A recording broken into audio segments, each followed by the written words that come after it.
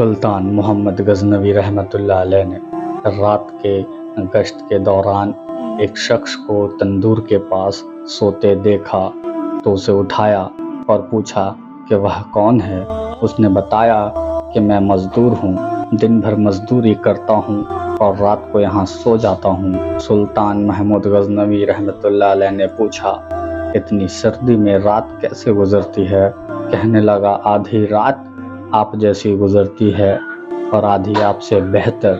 محمود غزنوی رحمۃ اللہ علیہ اس جواب سے بہت حیران ہوئے، کہا اپنی بات کی وضاحت کرو۔ کہنے لگا، جب تک تندور گرم رہتا ہے تو آپ کی طرح سکون سے سوتا ہوں، اور نصف رات تندور ٹھنڈا ہو جاتا ہے تو میں اٹھ کر اپنے رب کی عبادت میں مشغول ہو جاتا ہوں۔